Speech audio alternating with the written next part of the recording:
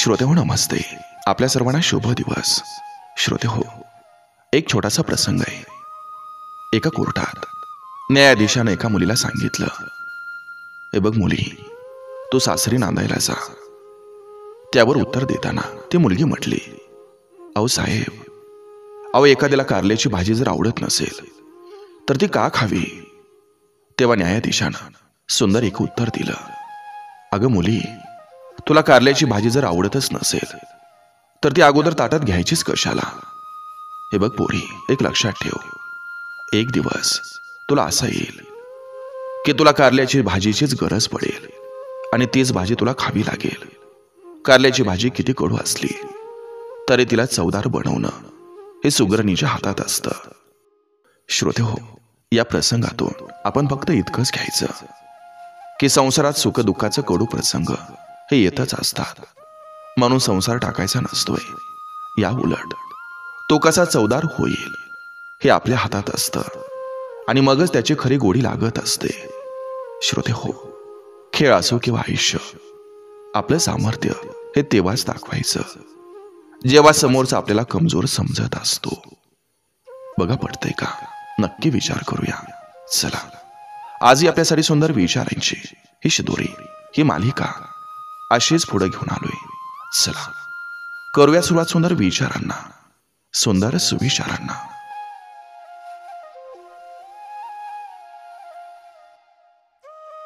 आई वडील कधी जास्त अपेक्षा करत नाहीत आपल्याकडून. त्यात एकच अपेक्षा असते, जे प्रेमाचं कर्जत कडून आपण आपल्या लहानपणी घेतलेलं असतं तेच त्यांना त्यांच्या उतारवयात आपल्याकडून हवं असतं. परिस्थिती ही कशी आडवी आली तरी तिला कडवी झुंज देणाऱ्यांनाच भरभरून यश मिळत असतं. भावनिक लोक संबंध सांभाळतात, प्रॅक्टिकल लोक संबंधाचा फायदा घेतात आणि प्रोफेशनल लोक गरज असेल तरच संबंध ठेवतात.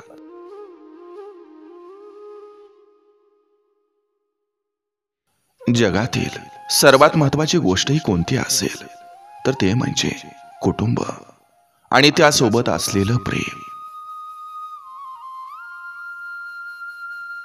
प्रेम म्हणजे दिसण्याचं आकर्षण नसतं. प्रेमाचा अर्थ आदर, सन्मान, विश्वास आणि आत्मविश्वास ही आहे. मन शाबूत ठेवलं की आयुष्य पैलथडीला हसत खेळत नेता येतं.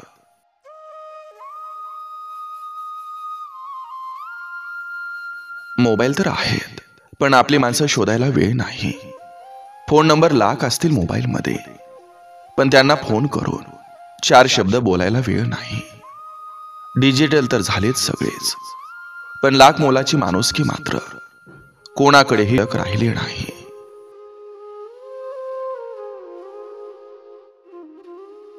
चुका होणं आणि मनात स्वार्थ ठेवून चुकीचं करणं यात फरक असतो.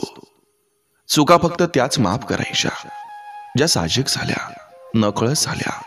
हेतू वाईट नव्हता, पण त्या चुका कधीच माफ करायच्या नाहीत ज्या माणसानं स्वतःचा मतलब पाहून आपला विश्वासघात केला. कारण त्याला माहिती असतं असं केल्यानं आपलं मन दुखणार आहे, तरी तो तसंच करतो. म्हणून जाणून बुजून केलेलं कृत्य हे शिक्षेस पात्र असतं, माफीच नाही. काल आपल्या बरोबर काय घडलं याचा विचार करण्यापेक्षा उद्या आपल्याला काय घडवायचंय याचा विचार करा. कारण आपण फक्त गेलेले दिवस मोजण्यासाठी नाही, तर उरलेले दिवस आनंदानं घालवायला जन्माला आलोय.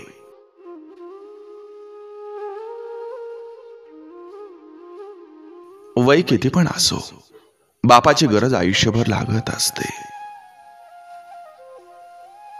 देवाला केलेला नमस्कार पण देव कधी उधार ठेवत नाही. फक्त श्रद्धा निस्वार्थ ठेवावी लागते.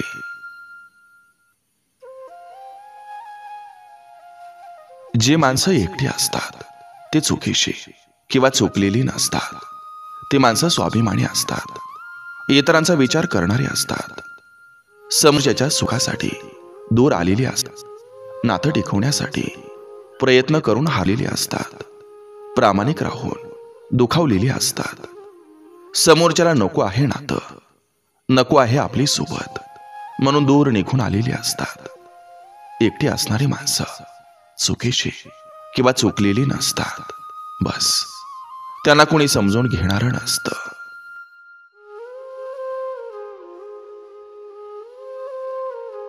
भावना आणि विश्वास असेल तर कुठंही कधीही मनापासून केलेली प्रार्थना सुद्धा देव स्वीकारत असतो. नात्यात जिंकणं नाही तर जपणं सुद्धा महत्वाचं असतं.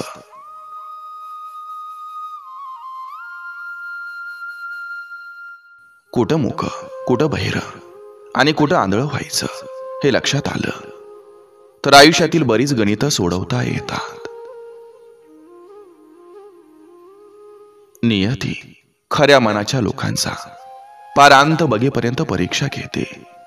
खोट्या लोकांना मात्र सहज मिळून जातं हवं असलेलं. ज्याला जिंकायचं असतं त्याला माहिती असतं कुठं लढायचं आणि कुठं शांत राहायचं. कष्टातून अस्तित्व निर्माण केलं तर त्याचा रुबाब हा वेगळाच असतो. स्वतःची परिस्थिती आणि जबाबदारी हे स्वतःला समजायला लागली की पावलं आपोआप योग्य दिशेनं पडतात. व्यक्त तिथंच व्हा जिथं आपल्या बोलण्याची दखल घेतली जाते. नाहीतर हल्ली मनापासून बोलणाऱ्या व्यक्तीला लोक वेडं समजतात.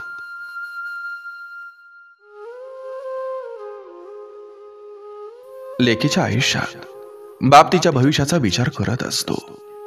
पैंजनापासून सुरू झालेला प्रवास मंगळसूत्रापर्यंत येऊन थांबतो. अखेरपर्यंत बापाचा जीव मुलीतच अडकलेला असतो.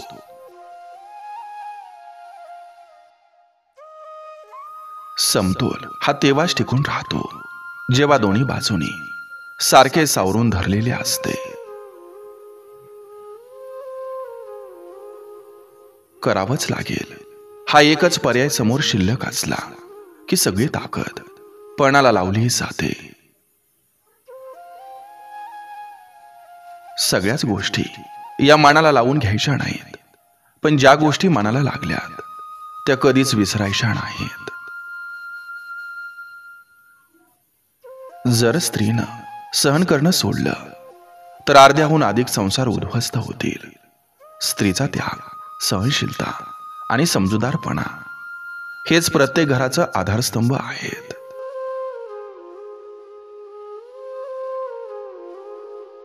उत्तम असणं हे कपड्यावरून नसतं तर ते विचारात असतं, आणि साधं राहणं हे दिसण्यावर नसतं तर ते वागण्यावर असतं.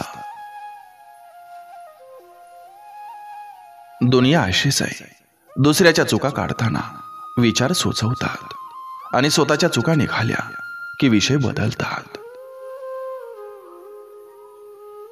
आती केलं की माती होते, म्हणून जरा सांभाळून वागा. एखाद्याला अति त्रास द्याल तर तुमचे सुद्धा माती व्हायला वेळ लागत नाही.